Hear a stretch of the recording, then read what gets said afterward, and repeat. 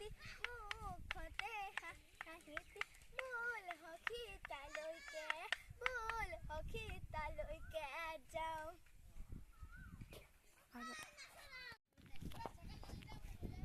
হয় নেকি ডিঙি বিষাই গৈছেগৈ দি আজি ক'ত মাৰিবা হে আইঅ সেইকালি গ'লো বিহু নাচিবলৈ